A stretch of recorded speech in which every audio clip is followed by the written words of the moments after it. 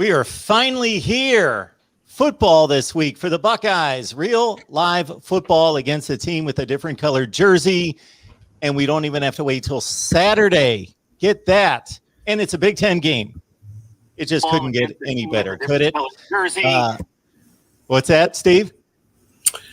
Nothing. I was just firing the show up, and that way I had the box open and it bled some audio over. Oh, I thought that was my job to fire up the show. You guys provide the meat and potatoes. I just, a little bit of the fluff off the top. So Buckeyes, Gophers, nationally televised game, of course, Thursday night. Everybody's fired up. Everybody's ready to go, apparently, listening to Ryan Day, and we'll get to that in just a second. Of course, with Steve Hellwagon, Bucknuts 247 Sports, and Tony Gerdeman, Buckeye Scoop. We're awaiting Kevin Noon, going to be joining us as well. Steve, Ryan Day hit the podium. The two things that stood out to me, number one, he just wanted to be emphatic. And I don't know the questions that were asked. I'm responding to his responses, emphatic about we are not looking past Minnesota, and it's going to be a really tough game. Number two, man, there's still a lot of pieces left to be filled out here, or at least according to what you know, there are a lot of pieces that left to be filled in the blank, and some uncertainty. Again, we're either figuring things out still to the last hour, or you're going to have to figure it out because we know, but we don't want PJ Fleck to know. Yeah, I thought that he was very accommodating with the media on Monday, but he didn't seem to have any concrete answers to a lot of pertinent questions, which included who's going to start at running back. Is DeJuan Jones going to start at right tackle, which we think he is? It sounds like Master Teague or Mayan Williams will start at running back. Didn't get a clear, definitive decision on that. He made it sound like Travion Henderson will fill in as the game goes on, the true freshman. Didn't even really commit to how many true freshmen might play. Was asked about that. Believes Jack Sawyer probably is in the running there, and Marvin Harrison obviously at wide receiver, and Emeka Buka, and Travion Henderson, of course. But didn't really give you a whole lot there.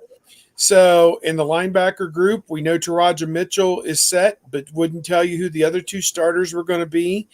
And I don't think anybody even brought up Cameron Brown in the cornerback position if he's going to be available and ready to start. And he did mention that Ryan Watts and Lejon Cavazos, a couple of younger corners, will be playing in some regard, in some fashion. But, a lot of questions and not a lot of answers I didn't really get out of Coach Day from the event on Monday. Tony, you were there too, and maybe you have your 2 cents on what you saw and heard as well.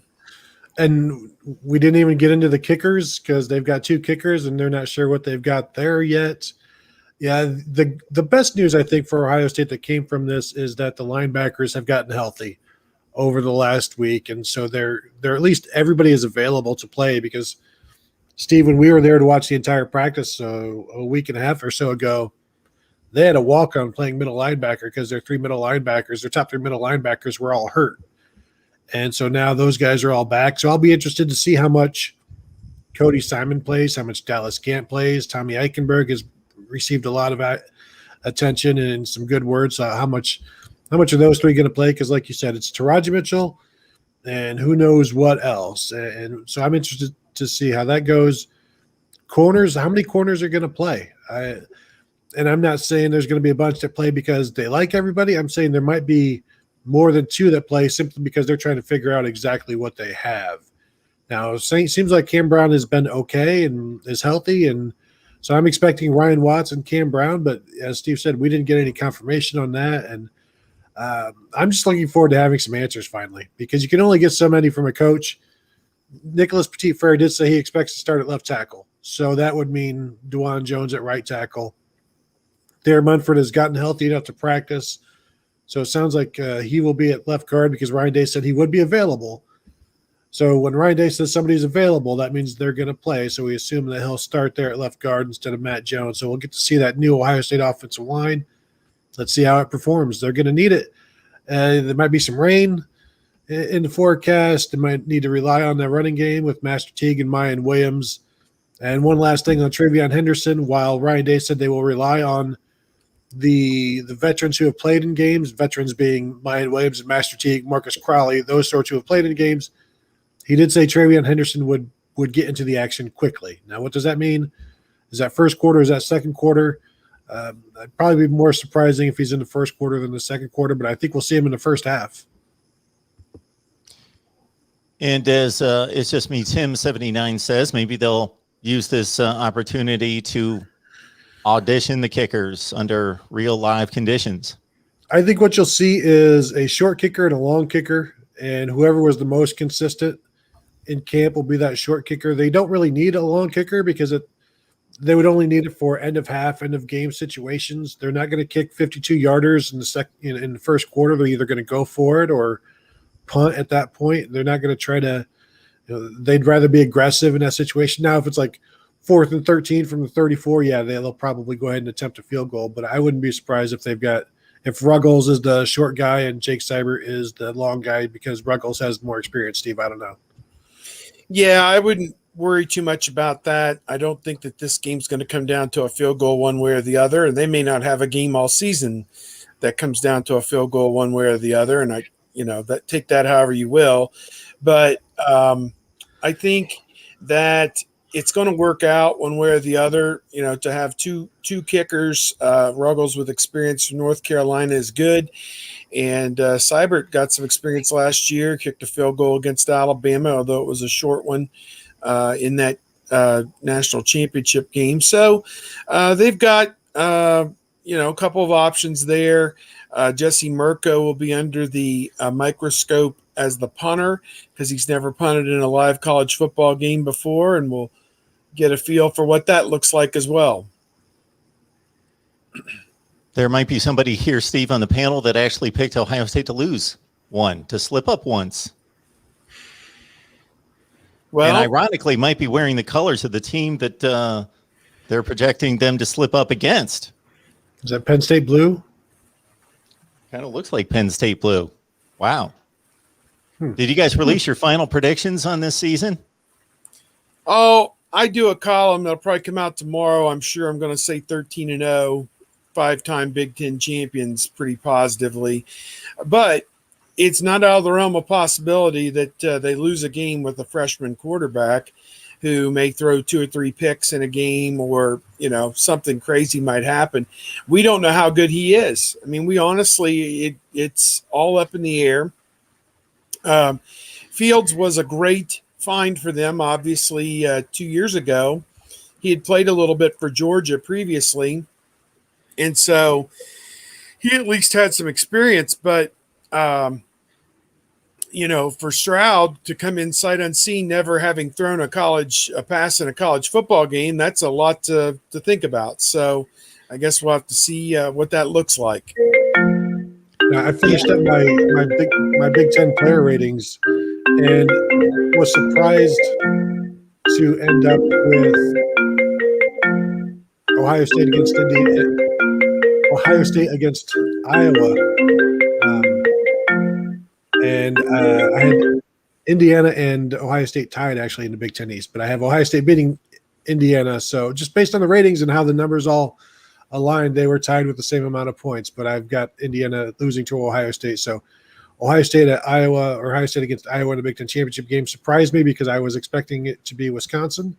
And I will also say there's another outlet here on the Ohio State beat that surveyed a bunch of people. I actually took Ohio State to win a national championship. So we'll see how that goes. Okay, at some point, you got to be right? At some point, I think with this track record, we're going to be right every 10 or 15 years if we keep that up. Steve's had undefeated Big Ten championship game win, and then on into the playoffs. Tony has a tie in the Big Ten Eastern Division with Indiana, but they beat Indiana head-to-head. Therefore, they're slipping up elsewhere. Mm-hmm. So that's got to be Penn State. It couldn't be Michigan. Oh, no, yeah. Penn State was pretty close, too. They're only like a couple of points behind Indiana and Ohio State. So, but I think maybe the closeness of the Penn State is just a byproduct of everybody else being far away. And maybe Penn State is closer to Michigan than Penn State is closer to Ohio State. I don't know. Tony, if you have a chance, grab that link and put it in the live chat there so people can go directly to your predictions and anything, of course, that you've got, Steve.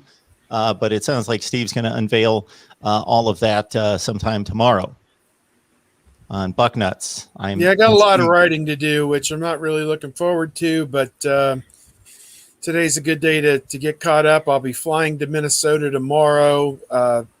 I'll be spending enough time in the airport tomorrow that I could probably get some work done there. I think I have a 3-hour layover in Nashville, so that's something to look forward to. Go to the House of Blues or whatever there at the Nashville airport. They've got live music constantly at the Nashville airport, which is kind of cool. But other than that, not really looking forward to it. Well, it's the the negatives involved with traveling, and sometimes you have to fly in the wrong direction to get to your destination. We are just now, I'm sitting on my back porch. It's pouring down rain now. We're getting the remnants. I think some of the offshoot of the hurricane is already starting to kind of reach up this way. And I think tomorrow is going to be a complete washout, in this area. I hope the travel plans don't get disrupted. We got Tony here. We got Steve here. Bring those comments and questions. Leave them in the live chat right there. And Steve has summoned everyone as well in the live chat. The Rod Farva asking about Bishop Sycamore players visiting soon. And Tony shaking his head. He's got an answer for us, or he's got a. Well, Mark, I'm not sure how much you're up to speed on this Bishop Sycamore thing, which is I'm not. It's an online-only school featuring some football players who sort of play football. Some of them played football a few years ago and have been trying to get recruited, and some are, I know like one of the kids was camping at Ohio State, and other people there had to tell like coaches like that's a 2018 or like a 2019 kid, like they're not supposed to be here. It's just a really shady situation. They played on ESPN this weekend against IMG. The second year in a row they played IMG. Nobody really understands what this school is. It's based in Columbus. It has several addresses. You go to those addresses, and I think one of the addresses I was reading, maybe Awful Announcing was talking about it. And then one of the TV stations here in Columbus did a story. One of the addresses given is just a house in a neighborhood. You go there, and then some young kid answered. He's like, I don't know anything about Bishop Sycamore. So it's originally intended to help like underprivileged youth play football and get scholarships and things like that. But the way it has been actualized has been one of the shadiest things. And ESPN was even apologizing during the broadcast for airing the game because, Bishop Sycamore told us they had this many prospects and we couldn't verify that. And so it was, it's been building all weekend. The head coach wanted some attention. I don't know if he wanted this kind of attention because things are not going to go well. And now the entire nation knows about it. It's trending like number 1 or number 2 on Twitter.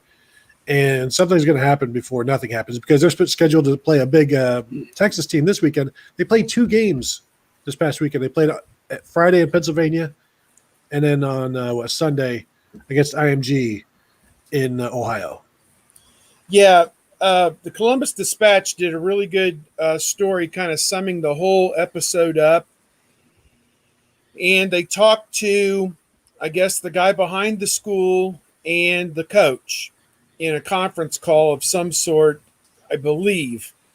And I don't want to say something that is incorrect, but you get the feel that this is some kind of a scam of some sort and some type of a scheme that they started a school that is relying on another platform to provide online courses for their quote unquote athletes, many of whom are past high school age. Some of them have played junior college football, apparently, allegedly. They scheduled 2 games in one weekend. They did a conference call. Okay, let's say that they have the purest of intentions at heart. And in their heart of hearts, they really didn't think it was that big a deal that the guys were going to play 2 games in 3 days. even though one of those games was against the number 2 team in the country, IMG Academy. Let's just assume, for the benefit, for the sake, the shadow of the doubt, they did it to get the kids on ESPN. Well, that's great. They accomplished their goal, but this just strikes at prostituting the kids for their own personal gain. And again, they did a conference call yesterday where the coach or the organizer of the school said, we need help. Help us figure this out. Help us solve all the problems we've got because we want to help these kids. If we just take that at face value, what he said, the first thing I would come back to that person and say is, how much were you paid for the game in Pennsylvania? How much were you paid for the game in Canton that was on ESPN? And where did that money go? What is that money going to be used for? Because I would hope that they got paid at least $10,000, if not more, to play IMG on ESPN. The promoter books these games for ESPN and then turns them over to ESPN and says, I booked you 5 games. I got IMG. I got Montverde. I got blah, blah, blah, blah, blah, blah, blah. Here you go. Here's your 5 games. And they call it the Geico High School Kickoff. Well, they've outsourced this thing to the point where they don't even know who's playing or that it's a legitimate high school. And so they're culpable for having the platform and not keeping a finger on what happened. And then these local guys, which there are reports out, there are criminal charges against some of these guys, one or more of these guys, for fraud connected to these online schools that may be fraudulent. They ran up bills and didn't pay them and then started another venture on top of that. We don't know where the truth lies, but they're crying this, we just want to help the kids. We help us help these kids. And I'm like, no, bro. Whoa. Tap the brakes.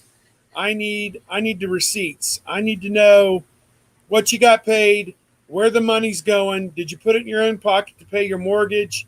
Or is this, going to benefit the kids? I mean, you obviously, if you're doing the work, you got to get paid a little bit for doing the work. I get that, but let's just tap the brakes a little bit here on, I need some help. I want to help these kids. You're doing more harm than good right now.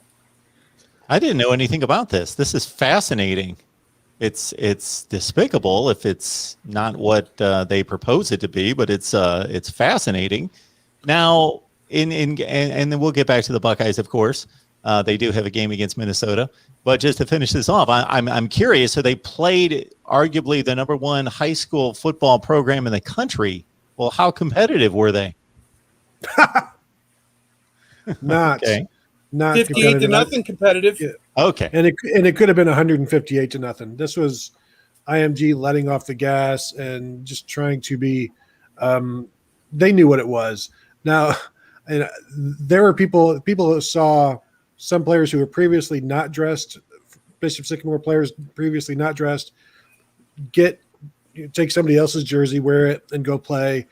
One guy switched from a skill position number to a 75 to go play left tackle or whatever. So this is, and they don't, I think there was some mismatched helmets, maybe some mismatched uniforms. And the coach says we have over 100 players and players were on pitch counts and snap counts and stuff, but you see players playing on Friday night, same players playing Sunday afternoon or whatever. And it was a bit ridiculous, and they're going to get everything they want in terms of attention. Kevin, you don't have anything to do with this outfit, do you? No, I've actually met the coaches at a camp or whatever, and they were all in my ear, and I really tried to lay out of this as long as I could, and I finally broke down and started adding on to the Twitter grief yesterday, because just the more and more layers of this onion as they unpeeled from the rotten core, it's just a bad situation. I'm sure everything's kind of been touched upon, that they reportedly played in Pennsylvania on Friday only to go and play on Sunday, and just just from some of the reporting out there that there's an arrest warrant, an active arrest warrant for the coach right now, that from something else, and that they'd been putting kids up in hotels and not paying the hotels, and that they scammed a church. And these are all things that, this isn't my reporting, this is other people's reporting. I don't have this on firsthand authority, but it's pretty stinky. I mean, they want to sit there and pattern themselves as like an IMG of the North. Well, it certainly isn't off to a good start. And they say that any publicity is good publicity. I don't know if they're getting a lot of good publicity right now. Kevin Noon, everyone. Buckeye Grove joining us. We're talking Buckeyes, of course, up until noon Eastern time. And Daniel House from Gophers Guru is going to join us for the final 10 to 15 minutes to talk Minnesota. Kevin, we bypassed you, or you bypassed us, I guess, on the Minnesota news conference from Ryan Day. So Tony and Steve took their shots. What did you gather from that? Yeah, I'm sure they hit all the important things, like Ryan Day is shaving his beard because he's superstitious and doesn't want to coach with the beard. I mean, he would love to have the beard. Zach Harrison wants him to keep the beard, but said he needs to trim it up a little bit. And Zach Harrison, I think, was a little jealous that he doesn't have the beard growing ability of Ryan Day. But all things aside from that, I mean, I think that I really kind of resonated more with some of the things that players said. Nick Petit-Frere saying that he, believes he's going to be playing left tackle, which means that we're probably going to be seeing DeJuan Jones at right tackle, which is something that's been out there for a little bit. I think that, I'll be really fascinated to see if Ohio State is able to get into a position in this game to where it has to make a decision what it's going to do at quarterback if they're fortunate enough to be up by a couple of scores late. And I'm not saying that's necessarily the case or not going to be the case. But you have a quarterback who hasn't played a lot, and we saw how Justin Fields was handled. You brought him in for his first year with Ohio State, and not that he had a lot of depth behind him, but Ryan Day's like, this guy hasn't played a lot of football. He's got to play some football to be ready. So, I'll be interested to see how some of these rotations work. We really weren't, given answers in terms of a couple of the positions of note in terms of, outside of Taraja Mitchell at linebacker. We know we'll see him, but and then at corner, we have a feeling of who we think we're going to see, and then so Ryan Day didn't tip his hand too much, other than the fact that the beard's got to go. Tony and I are laughing because you hit the nail on the head with our thoughts that he didn't tell us a whole heck of a lot. So. Well, Steve and Tony failed us on the beard update, Kevin, so I was glad that you could stop by. He left us with the general thought that if you care about knowing who's doing what to who with this football program, you should probably tune in at 8 o'clock on Thursday night on the Fox television network nationally, and you'll get a real good idea real quick who's playing offensive line, running back, linebacker, defensive back, kicking, punting, and everything else, because he certainly wasn't going to let you know. No. Well, we got a question coming in that you guys hit to a certain extent, I believe, from Texas or busted. Do you think the Buckeyes go vanilla and try to run the ball down the Gophers' throats and rely on short passes in open space? Those passes in open space, I believe, are effective. Basically play to not tip their hand against Oregon. No.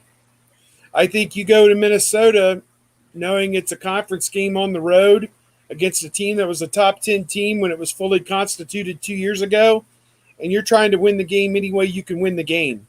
And you worry about Oregon beginning on Friday, because this is a Big Ten conference game, and if you want to win the Big Ten conference, you need to win as many Big Ten conference games as possible, and you got to win this game first. Being a 2-touchdown favorite means nothing. They were a 2-touchdown favorite, 4-touchdown favorite at Purdue, whatever it was, and got beat there 3 years ago. So you go in and you put everything you think that you can execute into the game plan against their defense, and you don't hold anything back. You go win this game the best way that you can, get out of there healthy, and get ready for whatever the next challenge is. It just so happens Oregon's the next game. For anybody to assume or make some comment that they're saving stuff for Oregon, that's just not how this works. That's just not how any of this works.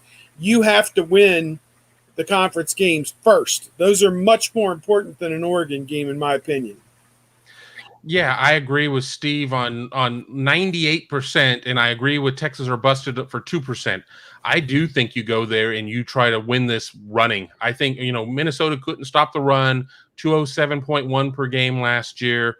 I know they've gone out. They get Niles Pickney from Clemson. They go out and get a linebacker from Abilene Christian. They certainly try to bolster their front seven, but I'm going to go out there and I'm going to just try and jam it down their throat. I'm still going to sit there and put CJ Stroud in some situations to where he can throw the ball, whether it's the short passes outside the numbers. But, I don't know if I'm the coach, if I want to sit there and just throw the kitchen sink out there. And I don't think anybody's expecting them to run, like the 5.0 version of the offense at this point. It's going to be 1.0. But, when I sit there and I look at the matchups, I really like Ohio State's ground game against Minnesota's rush defense. And I know there are a lot of people who disagree with that, and that's fine. I didn't think that Ohio State was going to score 59 points on Wisconsin in the 2014 Big Ten championship game. So, what the hell do I know? But I do know that I like Ohio State's running game, whether it be Master Teague, Mayan Williams, Trey Henderson, Marcus Crowley, Evan Pryor, Ryan Day, Tony Gerdeman, whoever they put out there. I like them to pick up some yardage against this defense. And I know that it's going to be a better defense to a certain extent, but you go through Minnesota's schedule in 2020, they certainly didn't face the best running backs in the nation, and they still gave up 207.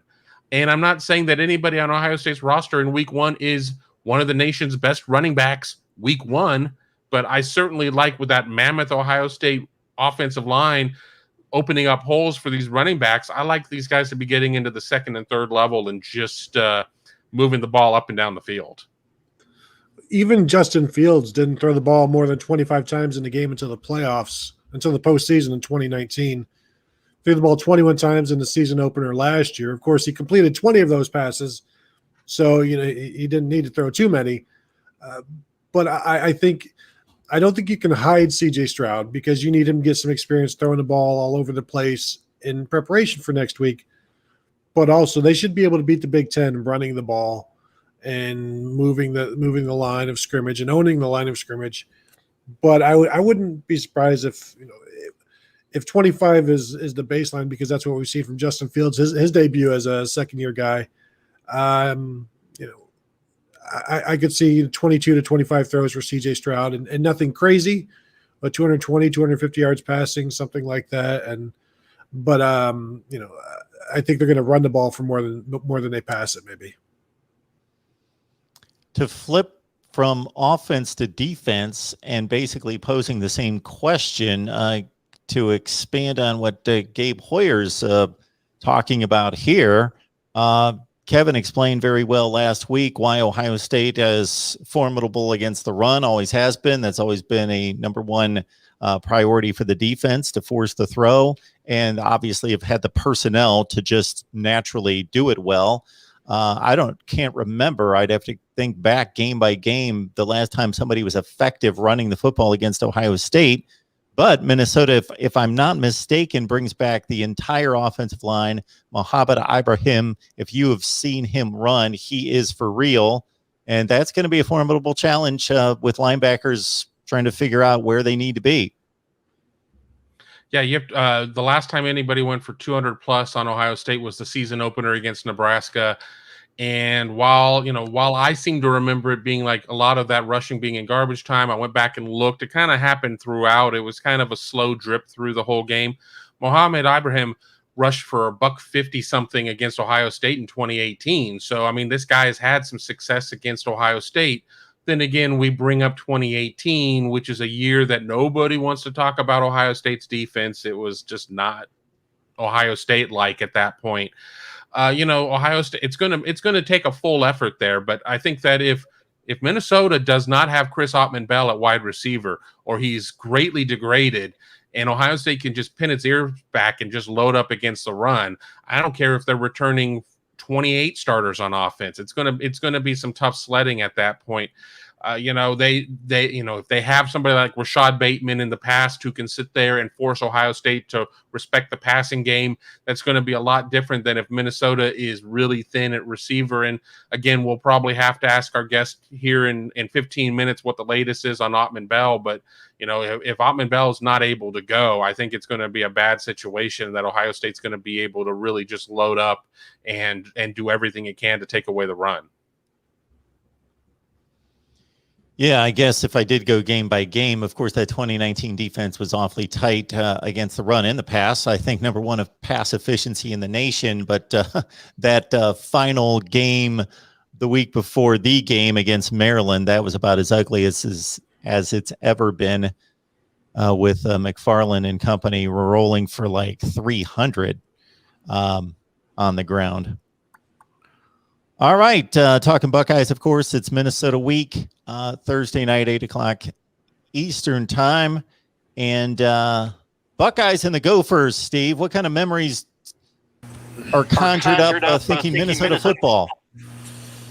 Well, man, I know the last time Ohio State lost to Minnesota at Minnesota was 1981 with Art Schlichter at Old Memorial Stadium, which was 2 stadiums ago. They had a horseshoe-type stadium on campus, Memorial Stadium. Then eventually they moved to the Metrodome, and they played there for about almost 20 years, or maybe over 20 years at the Metrodome, where the Twins and the Minnesota Vikings played for a long time. And that's where when I first covered the team in the mid-'90s, that's where they were playing. And I actually didn't mind it because we had an open-air press box, and it was an indoor stadium. And the first time I went there was in November, and it was like 33 degrees outside. And I just figured this is so much more comfortable, and you could park underneath the stadium and come right up into the stadium. It was perfect, So to me, I liked it. I don't think, it's not necessarily what college football should be all about, but as a once every 2 or 3 years type thing, I thought, okay, whatever. It was kind of cool.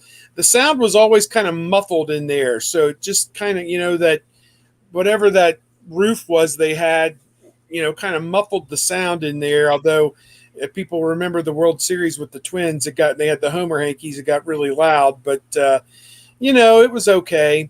I remember in 1989, Ohio State was behind by 31 points, and I think they came back under Greg Fry and won the game 41-37. John Cooper was the coach then, and that was one of the tied, I think, at the time for the biggest comeback in college football history, along with Maryland comeback against Miami in like 83 or 84 with like Frank Reich, I think was the Maryland quarterback. He brought them back against Miami, Florida, and they knocked them off. And then it's been eclipsed. I think there was a Michigan State Northwestern game that was a 34-point comeback, probably by I don't know, one of them, Northwestern or Michigan State, here just in the last 10 or 15 years. But those two stand out. And then obviously in the year 2000, Ohio State got off to like a 4-0, 5-0 start, was ranked like 6th or 7th in the country. It had a terrible year the year before, 6-6. And people thought, okay, well, this is going to be a better year. Steve Bellisari was the quarterback as a junior. And they played Minnesota at home, and Glenn Mason was the coach, and they won the game 29-17. Minnesota upset Ohio State, something like that. And the vivid memory was Glenn Mason, who played at Ohio State and coached at Ohio State for Woody Hayes and for Earl Bruce as well, talked about how he was riding the bus to the stadium and coming up High Street, and it gave him a tear in his eye on his way to the stadium. And he shared some of that stuff with his team, and they just went out and kicked the crap out of Ohio State. And Ohio State ended up 8-4 that season, and John Cooper ultimately lost his job, because of it, because, just the way that season unfolded, a lot of off the field crap. But those are probably some of my big ones. They had a game in 2005 where they went up there and gave up 500 to 550 yards offense and still won the game like 40 49-35 or something stupid like that. It was one of those, yeah, our defense was terrible, but we won the game type things. It's like, okay, yes, you won the game, but, again, whatever. But I don't know. Those are probably some of my vivid Minnesota memories. I remember in 1992, they beat Minnesota home 17-0. And Robert Smith may have had a touchdown run that year in the game. And I'm standing there, and they had a guy, I think Charlie Hallman was his name, that covered the Minnesota team. And we're all kind of in this holding area to go down on the field. And somebody said, well, what'd you think of that? And I said, oh, just another meaningless game, whatever. Because Ohio State really wasn't very good. They were going back to their 14th Outback Bowl or whatever that year, and, whatever. And Charlie Hallman just said, look, when your team Minnesota has been this bad forever, you don't take wins for granted. Kind of, shocked me to my senses a little bit. Don't be so boorish about this. Just, take it in stride and move on to the next one. But that was some of my great Minnesota memories. I think one of the one that stands out most is the 1989 game, because watching that at home, I turned that off in the second quarter at some point, and then found out later on, maybe at the end of the game, we switched back and saw that Ohio State had taken the lead. And then you have to watch as Minnesota drives down the field to almost win it back. The good thing back then, we didn't have DVRs, but we could watch the game on Sunday morning on the public broadcast on PBS, because they would show replays of Ohio State games, because you only got to see 2 or 3 or 4 games on TV back then, as we've talked about on the show. So watch it on PBS Sunday morning and get to see the entire thing, how it happened. And Greg Frag throws for 362 yards, with probably 300 of those coming in the second half. And and then the other one would be just how dang cold it was in Minnesota in 2014. Kerry Combs shows up out there in a short sleeve shirt. He was asked about that this year, like, you're going to be in a short sleeve shirt, and this year would be much more appropriate for him to do that. JT Barrett's 86-yard run that took almost the entire quarter for it to finish up. Just stuff like that. Of course, to Glenn Mason, the year they beat Ohio State, and it's Terry Glenn bouncing off the turf in '95. Catching a ball and bouncing and then missing the next game. And so there's, for two teams that don't play all that much, there are some things that stand out. Yeah, I was going to bring up the Barrett run and how cold it was, and Kerry Combs in the short sleeves, and the Minnesota assistant with the dilly bar out there in the snow. And then just to get back to the dome, as Steve was talking about, I remember getting trapped in there, and I'm wandering around the bowels of the bottom of it, and I couldn't figure out how to get out of the damn building. I really thought I was going to have to take up residence there until somebody showed back up and finally was able to bust out of some loading dock somewhere. And I don't think I ended up closing the door behind me. So, I don't know if anything got lifted after that point, but I don't have fond memories after that, getting stuck in that building. But I've been stuck in worse ones before. Yeah, I like going to Minnesota. Minneapolis is a great town. I know it's been through a lot of strife here in the last few years with everything that's going on. It was 15 degrees on the scoreboard thermometer when we were walking into the stadium. I do remember that in 2004. And I had a photo pass. So I'm down on the field, and I went to Target and got these big wool socks, and I am covered from head to toe, and I'm ready. And Marshall, I think, had a punt return. Jalen Marshall, maybe early in that game for a touchdown, or it was a long catch and run touchdown. And then Barrett rips off that run, whatever the chronology was. So with about 5 minutes to go in the first quarter, it's 14-0, or whatever the score was. Could have been 14-7. I don't know if they were, I don't remember, but Ohio State had 2 touchdowns. I was out in front and had photos of both of them. And I was like, see you later, boys. I got everything I need. And went inside and watched the rest of the game from the photo room in the, with the fire burning and the logs on the fire, and just, trying to thaw out. That was interesting there. One more thing about the Metrodome that I liked was they had a football press box, and we were in great shape on the side, mid-level. We weren't real far up. And they had a dedicated stairway in the press box that went straight down about 3 levels and you were right by the locker rooms. I mean, it was like none of this screwing around with the fans, trying to get down there, whatever. You had your own stairway, private, straight down out of there. Whoever designed that stadium must have had a background as a sports writer on Deadline, because that was perfect. You could just scurry down 3 flights of stairs, and you're like, okay, Minnesota's this way, Ohio State's that way. Boom. So that was nice. Steve, you bring up that 81 game, and I remember that vividly, even though it had to be watched, like Tony alluded to. For me, it was like a midnight watch, but listening to it on the radio and being glued to every play, and that, talk about pass defense, talk about last year's pass defense, that team's pass defense was like bottom 5 in the nation. They got torched by 1981 standards. Mike Hohensee, I believe, was the Minnesota quarterback who just ripped up the Buckeyes on that day, 35-31.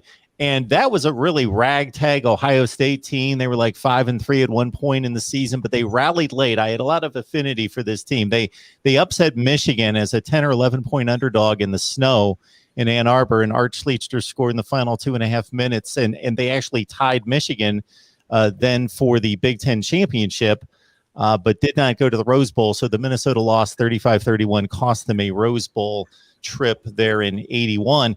The 83 team scored 69, and I believe that was the first game at the Metrodome. They scored 69 points at the Metrodome, 69-18 with Mike Tomczak at the controls. And then in 85, as they were alternating trips at that point, in 85, Lou Holtz had Rose Bowl patches on the sleeves of his players, gearing up, just basically saying, okay, Ohio State's the standard in the league. We need to win this game. It was one of those Lou Holtz, coaching tactics. Lou Holtz. It almost worked. It was a 23-19 game. I think the Buckeyes stopped him around the 10-yard line on defense late in the game to prevent the upset loss there at the Metrodome. And it was loud and it was boisterous, and Lou Holtz almost pulled that one off. People forget Lou Holtz did have a cup of coffee at Minnesota. Yep. And did he go from Minnesota to Notre Dame after that? Must have been in the late 80s, yep. Obviously. Yeah. Yeah, from 86 to 87 was his first year at Notre Dame. 86 was his first year at Notre Dame. Right after that 85 team at Minnesota played over its head. Yep, taking over for Jerry Faust. And everywhere he went, NCAA infractions were soon to follow, and then probation once he left. Lou Holtz, when you go on the road, it's just you and the 100 players that you bring and your coaches, and you guys have to band together when you go on the road. How do I follow that up? I don't know. I was going to follow it up by letting everybody know that, it sounds like, Tony, sounds like you were similar to some of the guys that I met. I remember going to a party the night of the 89 game. And of course I slugged it through at 31-0 and just every play and watched the whole game. And I go to this party and people are razzing me because I'm an Ohio State fan and, they got killed today. Like you didn't watch the rest of the game. Yeah, that was beautiful. That was just beautiful. All right. Well, Minnesota and Ohio State look to make more memories coming up on Thursday night. We got Daniel House on the line from Gophers Guru. Joined us last week to chop it up, come strategy between Ohio State and Minnesota. Daniel, how you doing today? Doing well. Game week. Excited. This should be fun. All right. We did a pretty good job of running you through the gauntlet of questions last week regarding the Gophers. Once PJ Fleck hit the podium this week and you got to hear from some players, any different perspective on the game and what's the latest with the Gophers? It was interesting to talk with Joe Rossi, the defensive coordinator, yesterday, and was just asking him about the interior of the defensive line, because I left camp and said the pocket push looks so much better than it did in previous years. And Minnesota has not won with 4 rushers consistently well during the PJ Fleck era. So I asked Rossi about the value of interior push, and he just said it creates a lot more opportunities for the edge rushers because you're getting a good pocket push and limiting escape lanes. So that opens the door for players like Boye Mafe, who could emerge as one of the top pass rushers in the Big Ten. So as I enter this game, I'm looking at the interior of Minnesota's defensive line and the type of impact that could have. I think this game it will be very, very key up front on both sides of the ball, Ohio State and Minnesota, because that seems to be where the biggest matchup is. Well, the interesting thing is Ohio State's interior of the offensive line is completely different than last year. Everybody's in a new spot. Harry Miller goes from left guard to center. Paris Johnson comes in and is the right guard there. Munford goes from left tackle to left guard. So I'm interested to see how these guys can push and create some running lanes and just control the line of scrimmage. You've essentially got 4 tackles playing on that offensive line. And I know there's some concern there about those guys. They're not guards. Can they block? Can they run block like guards? And can they just push? And everybody seems confident on the Ohio State side there. Munford hasn't been practicing full go, finally gets to go full go. And while we're talking about that, then you've got Boyamafe against DeJuan Jones at right, if he's at right tackle there, and to see how DeJuan Jones does in his second career start. He did start last year at left tackle against Michigan State, did well enough, but Maffei's kind of a speedier guy, and let's see if DeJuan Jones has the feet. He's got the size. Everybody says he has the feet, but let's see him put it together. Yes, I agree, because you look at Ohio State's offensive line in the interior, what type of push are they going to get in the ground game too? Because I was talking with somebody else at Ohio State saying, what will this rushing attack look like with Master Teague, Mayan Williams, Travion Henderson, but how will the offensive line come together in the ground game too? Because that's a big part of what Ohio State does, and people don't really seem to talk about that as much. I'm fascinated to see how the O-line holds up against Minnesota's D-line, because that seems like the matchup that could really decide this game. I think the big question I've got, and I don't think anybody's got an answer, but is Chris Ottman-Bell going to be a go? I mean, if he's a go, how good is he going to be, and how much does it change their offensive attack if they either don't have Ottman-Bell or they have a 50% Ottman-Bell? Yeah, that's a huge factor. It sounds like he will be good to go, but who knows how well he's going to play just because of the injury, and how, it's been about 3 weeks, I believe, since he injured himself. So if he's hampered by that injury, then you already had question marks at wide receiver 3 and 4, and Daniel Jackson suddenly becomes wide receiver 1. So you're probably relying on a true freshman like Brady Boyd, maybe Lemeki Brockington, to step up in their first career game against Ohio State, which isn't an easy task. So definitely watching that passing attack and how effective Ottman-Bell will be is something that could play a big role in this game. Daniel, is the Minnesota run-pass ratio as simple as 50-50 is the perfect game plan or the perfect formula to pulling off an upset, or is it more Ibrahim heavy than that? I believe it's balanced, and PJ Fleck even mentioned that in the pregame press conference this week. He was saying, we know we have to have a balanced offensive attack, and I thought that was an interesting thing that he said, because Minnesota is always skewed toward running the football, and I've been saying for the longest time that especially on early downs, I mean, Minnesota ran the ball at a 70% clip on first down, went up to 81% in the second half last year when you filter for garbage time, so they were very predictable on first down. So maybe Minnesota shifts those tendencies now to stay on schedule and get in a rhythm offensively. This is a game where you have to be 50-50 and have productive drives. I would say you don't want to get into a ball control type of thing, because I've looked at the numbers, and the more productive drives that you have, the more success you will put together against some of these top teams in college football. Hey guys, we'll get back to Minnesota in just a second. We just want to squeeze in this super chat question. We've got Debo Ray asking about the 2022 class. Any new commits close to making those announcements? Kevin? Nothing. I was going to say, let's get to visits here. I mean, I don't think anybody's imminent right now. I know a lot of attention's turned to 23. I mean, you had Carnell Tate, who was in state because of IMG playing that. You may have heard of him, Bishop Sycamore School earlier, this last weekend. 22 will be fine, but I don't have anybody on commit watch right now at this point.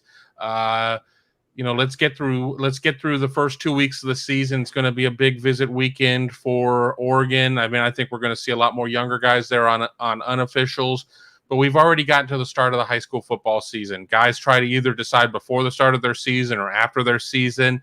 Yes, some guys do fall midway through, but, and that, I think a lot of that's predicated on visits, but I don't see anything imminent.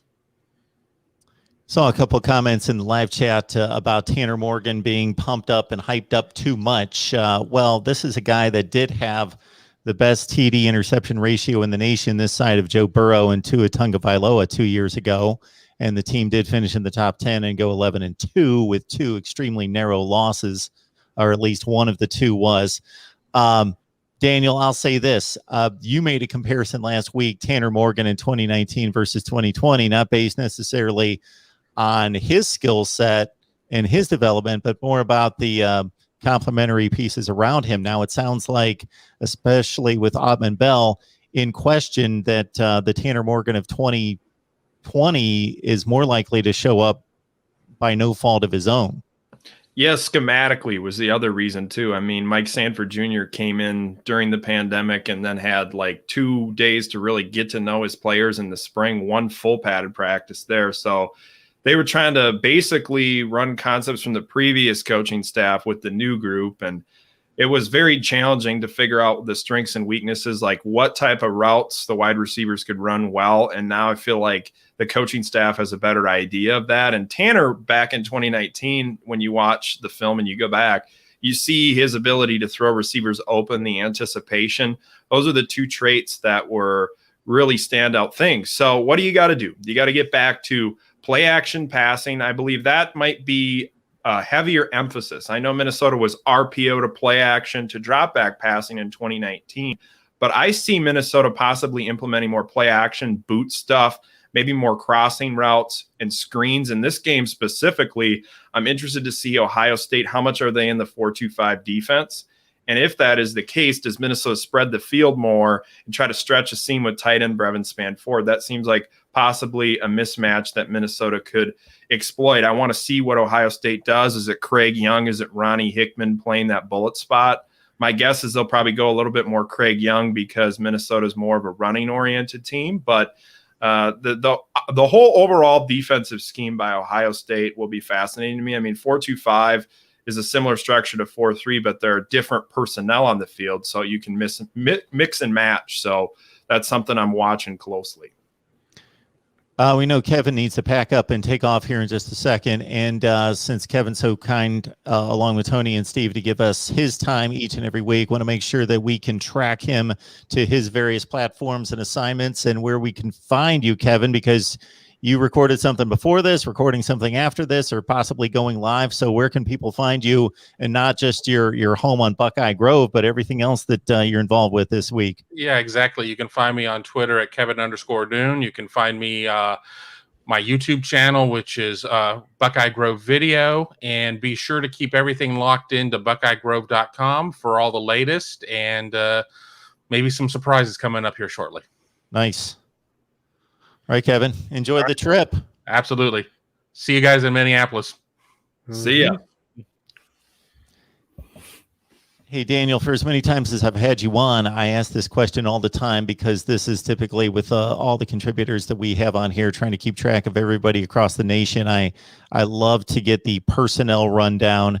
So for you, outside of those players that most of us are pretty familiar with, that follow the Big Ten week to week, who are you intrigued to see that maybe just got a little bit of time last year, or maybe is new to the team on offense and defense, that you're intrigued to see, whether that's an excitement that I can't wait to see this guy because I know he's a really good player, a lot of talent, a lot of upside, or this player is being maybe pushed into a key spot that we'll see if he's ready for it? Everyone talks about Mo Ibrahim on offense, and they should, but Trey Potts, backup running back, is a player with an extremely intriguing skill set. Over the last 8 months, made a lot of strides in the weight room. When you watch him off outside zone, he does a great job making the first defender miss, and he's very elusive. Looking at his skill set too, versatile in the passing game, so you can get him involved in screens, flex him out, get him on a linebacker. I expect him to have a large role as a rotational running back based upon certain situations, could be a potential breakout candidate. And then I would add Dalen Wright, wide receiver from Texas A&M transfer this year. Unique skill set, very physical player, can go up and get the ball, good leaping ability, just very rough around the edges, needs to refine route running and just become acclimated with the scheme. But Wright can win off natural ability right now. And I'm actually expecting him to have a rather large role in the game plan this week, just based upon the type of defense they're playing against. And then on the other side of the ball, I'd say Jack Gibbons, linebacker transfer from Abilene Christian. He made a lot of plays in the practices that we were at. Coverage, coming up into the box, run fit, making a play. He could lead the team in tackles this year, and he's someone that maybe a lot of people haven't learned about yet. So keep an eye on him this season as the Gophers add a lot of new pieces on defense and continue to build off some of the younger players that got reps last year. Matthew's online in the live chat asking about basically a review of the Minnesota secondary. Yeah, I asked Joe Rossi about this yesterday because I think it's one of the keys here going against an explosive wide receiver core like this. Terrell Smith is going to be the primary number 2 cornerback opposite of Coney Durr. And Joe Rossi said he gained a lot of confidence, more physicality. I mean, he was really grabby defensive back early in his career, but he has the speed and the size now, and he's gained a lot of confidence. So Minnesota feels good about him. But the sleeper dark horse player in that cornerback room is a true freshman, Justin Wally, who was Mr. Mississippi, Mr. Football down in Mississippi last year, and he has made plays in camp. And the coaching staff is impressed with how quickly he's acclimated. Keep an eye on him as someone who could gain rotational snaps. Even if Terrell Smith is the primary starter, I expect Minnesota to really rotate the cornerbacks. He also mentioned Miles Fleming, another young cornerback who has a lot of athletic upside, and he impressed me. He was more physical than I thought, being able to make plays on the ball consistently. But I do wonder about some of the question marks on the back half of Minnesota's cornerback depth chart, just how those young players acclimate in the first game. I believe they'll get better over the course of the year, but Coney Durr leading that group is definitely key. Him coming back was a big win for the Gophers. Tony, Steve, anything else? People going to the game. I saw that there are a couple of good bars outside the stadium. Let me see the names I had. Stub and Herbs and Sally's, and there's a BW3's right outside the stadium as well. Are these places you expect by 3 or 4 p.m. for a 7 o'clock local start going to be pretty vibrant on Thursday, or what do you think? I'm guessing it will be. It sounds like they're nearing a sellout for the game. There's a lot of energy surrounding this one just across the state. I mean, Minnesota playing Ohio State the first week. You don't get this type of a matchup very often, Big Ten games. So everyone is buying tickets now, and it sounds like they're nearing a sellout. So that's definitely exciting. The atmosphere is great. Stub and Herbs is a classic spot right before game day, so I highly recommend that. I know Ohio State returned some of their ticket allotment, which I think some people would say, well, Ohio State fans weren't interested. I'm thinking Ohio State fans were buying some already off of the Gopher fans allotment, because it's hard to keep Ohio State fans out of your stadium. So I'm interested to see what the percentage is. Is it 70-30 Gophers? Could it be 60-40 Ohio State? I'm just always never surprised, always impressed by the road fans who are like the most loyal and I guess the deepest pockets. And I'm interested just to be at a game where the stadium is full. It's been a while. Yeah. It's been too long, so that's going to be fun. Yeah, I think regarding the tickets, I think for Ohio State people, I mean, you'd have to take you'd have to take Thursday and Friday off from work to go to this game if you're coming from Ohio. I mean, if you live in the upper Midwest in Chicago or whatever, I don't know how you do it, but you have to take days off work, which makes it harder to go to a game like this than whether a game was on a Saturday. I think the other thing that's holding some tickets down a little bit is the specter of COVID. I think some people who would ordinarily attend a game like this may be a little bit wary of being in a large gathering. And I think Ohio State hasn't necessarily sold all of their tickets for the Oregon game just yet. I think they still had a few sporadic tickets available from the university, although the face value for that's $160. And then there's a lot of tickets on the secondary market, obviously much more higher price than $160 for that Oregon game. So I think this is something. Sellout may be a word that we think of in the past going forward, at least until they get this virus under control. And people got used to the game day experience at home watching college football, being able to see all the games and get your big 70-inch TV and do the food yourself. And that's got to be a factor in it too. Drink your own beer, eat your own food, go to your own bathroom. True. Once people realize they could live without it, now they will continue to some of them will continue to live without it in terms of that. The game day atmosphere. Traffic or going to these games at these big stadiums, you guys have 50,000. I'm sure the traffic in and around the stadium's pretty bad. At Ohio State, it's tough trying to get into the stadium in a timely manner and fighting the crowd and being herded in there and and everything else. It's just not as fun as it used to be going to the old ball game anymore. So, whatever. It is what it is.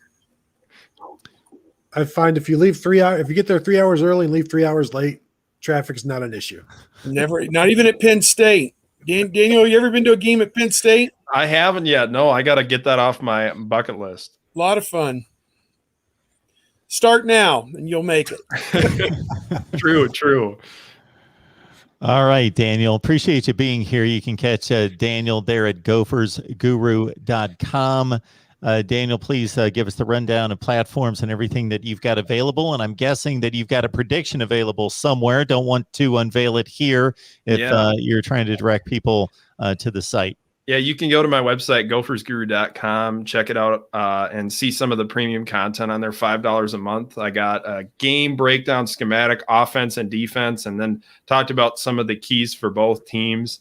And also you can follow me on Twitter at Daniel House NFL. I'll be unveiling some brand new game technology this week that will allow fans to be able to look at drives differently. It's called Drive Flow. So I'm excited to unveil that after the Ohio State game. So you can check it out on gophersguru.com.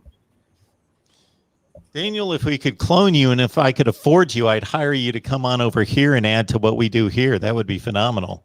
I would enjoy that, Mark. I love coming on and talking college football for sure. Awesome. We appreciate you being here, Daniel. Enjoy the game.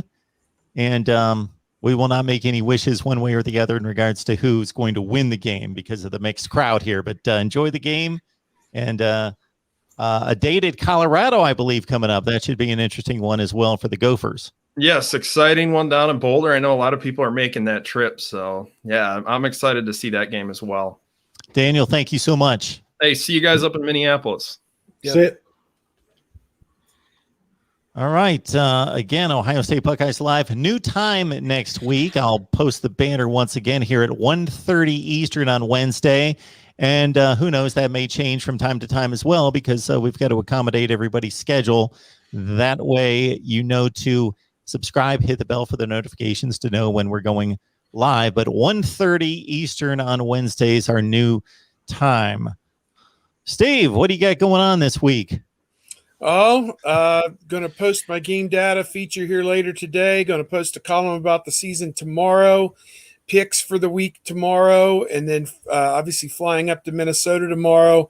We'll be there all day Thursday, getting ready for the game, covering the game, and flying back at the crack of dawn. I'll get about 3 hours of sleep after the game, and going to be back here in Columbus midday on Friday to go to a high school game on Friday. So looking forward to a great weekend of college football. So many great games to watch. I mean, Penn State, Wisconsin, Indiana, Iowa. The Big Ten has come out swinging this weekend and wants to land the first blow when it comes to quality college football. Those should be down to the wire games, no doubt. And so looking forward to what should be an exciting and fun week of college football. Tony. Yeah, I'm looking forward to everything as well. I'm actually heading for Minnesota today, hit the road and just enjoy a nice leisurely trip. You can find me at BuckeyesScoop.com where we'll have all kinds of stuff, all kinds of coverage. I am probably posting my 5 predictions for this game piece today. and we'll see if I bet about 400 on these things, which is super annoying. But I mean, Ted Williams only rarely did that, so nobody else since. George Brett only did 390. That was the best he ever did. So we'll see how that goes, and I'm looking forward to getting back late Friday and then just sitting in front of the TVs all day Saturday. I love Thursday openers because I get to watch all of the Saturday stuff. I'll take it every single year. You want to possibly opening on Sunday or Monday next year against Notre Dame? I'll take that. Give me Saturday free. I'm all for that. Now they wouldn't do that, would they? Now come on, really? If you heard some scuttlebutt that they might move that game to Sunday or Monday? Well, it's Labor Day weekend. It's what they do. Oh God, so that wouldn't be cool. I don't know. Well, give them prime time. They'd have their own. God, that would do a huge number if it was on its own. But I wonder how much more they're going to continue to do that with the NFL now invading Week 1 of college football. Oh, they're going to start 17 weeks. They're going to start playing on Labor Day weekend next year. I don't know how they're going to do it, but yeah, I wouldn't be surprised if Ohio State and Notre Dame are one of those special games next year. Oh, that's awful. I know the ACC does that, but and of course the Big Ten moved it the other way before Saturday. I wonder if Ohio State's got a game scheduled the following week. If they do that, they really found out that was not the way to go with the Hawaii game that they played 5 days after they played Virginia Tech that year with the Monday game. Whatever that would have been 15. That really set the tone for what became an awful 2015 season, in my opinion. I think the players took a real dim view of that, being shoved back out there 5 days later, and their body language and attitude didn't improve much the entire season. Which shows you the state of the program when that awful year finished 11-1 with a 12-1 with a Mark, they should have beat everybody by 30 points. I know. I agree with you, Steve. The best team in college football by 7. Absolutely. Even make the playoff. Absolutely. They should have been in the playoff. To watch Michigan State go out there and get blown out 38-0 was deplorable. Absolutely. And speaking of sleep, we're going to be on for 24 consecutive hours here. Got 2 folks that are going to relieve me for 2 hours each. So I got 2 naps in. I would love to get a third. So anybody out there that is capable of talking football, at least know the field's 100 yards, 4 downs. If you know that much, we may bring you on to give me a 2-hour nap during that. I'd like one more, like a third nap in there for a couple hours. So join us starting overnight, Wednesday night, going into Thursday, 2 a.m., and then we'll take it through the Buckeyes game to 2 a.m. after Ohio State and Minnesota and everybody else. There's like 12 games on. UCF and Boise State's probably the most interesting outside of the game in Minneapolis. They kick off about an hour before Ohio State and Minnesota. Guys, you guys are the best. I hope everybody appreciates what Steve and Tony and Kevin bring to the table for us each and every week. You can contribute to the show. Venmo, PayPal, and Cash App. Just say Ohio State. And also, we would love to have a sponsor to keep this going as well. So keep that in mind if you know of any connections to potential sponsors. You guys have a safe and enjoyable trip, or at least an enjoyable stay there in Minnesota at the game and other festivities surrounding the game. And we'll see you all next week. All right, guys, take care.